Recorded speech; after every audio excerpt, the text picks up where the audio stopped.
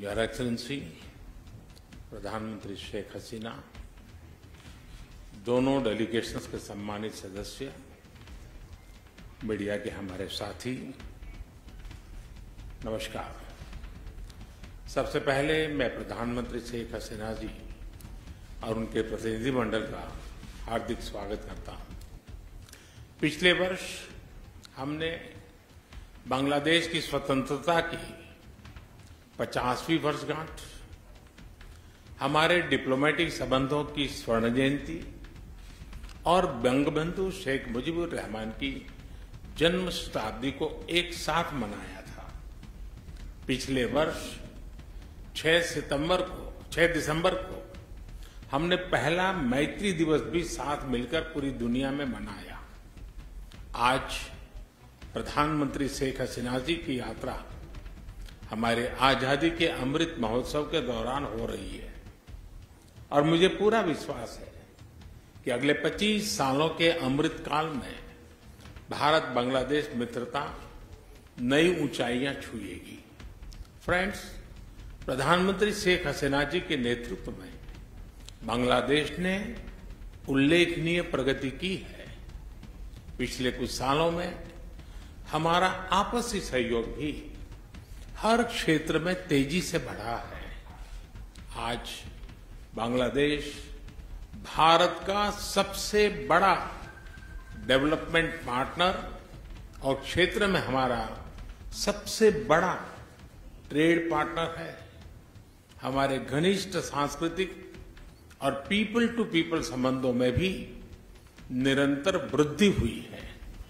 आज प्रधानमंत्री शेख हसीना जी और मैंने सभी द्विपक्षीय, क्षेत्रीय और अंतर्राष्ट्रीय मुद्दों पर व्यापक चर्चा की।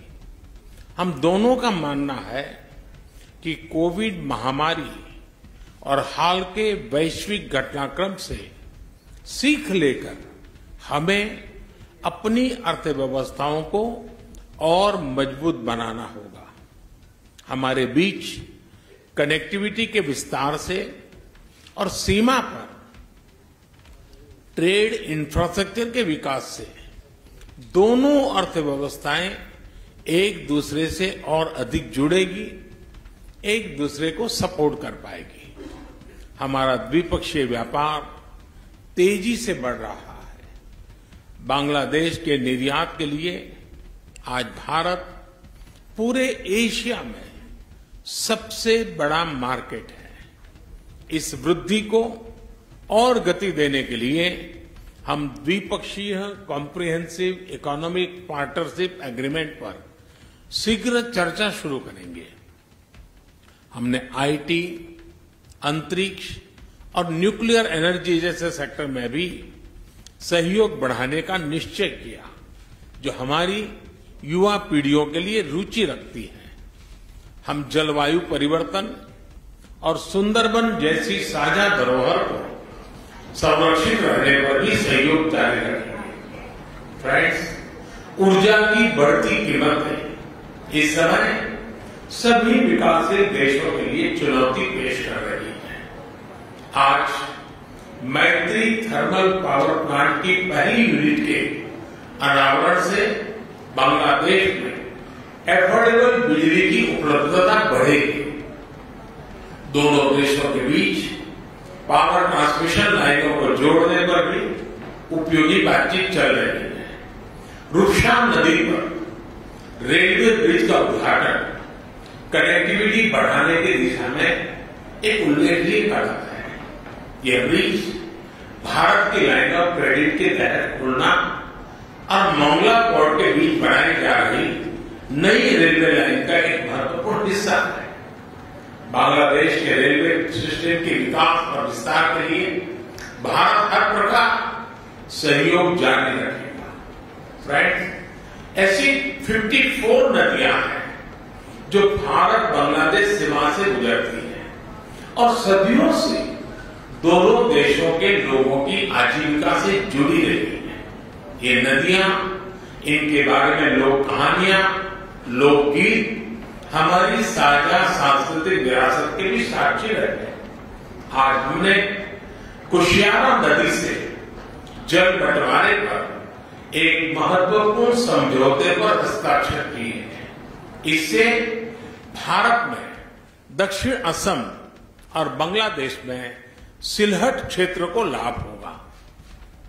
फ्लड मिटिगेशन के संबंध में सहयोग बढ़ाने पर भी मेरी और प्रधानमंत्री शेख हसीना जी की उपयोगी बातचीत हुई है।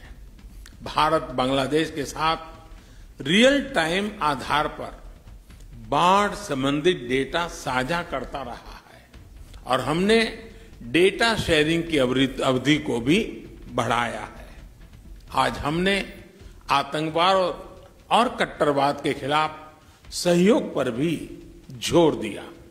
1971 की स्पिरिट को जीवंत रखने के लिए भी यह बहुत आवश्यक है कि हम ऐसी शक्तियों का मिलकर मुकाबला करें जो हमारे आपसी विश्वास पर आघात करना चाहती है। फ्रेंड्स, बंगबंधु ने जिस स्थिर, समृद्ध और प्रगतिशील बांग्लादेश का विजन देखा था, उसे साकार करने में भारत बांग्लादेश के साथ कदम से कदम मिलाकर चलता रहेगा।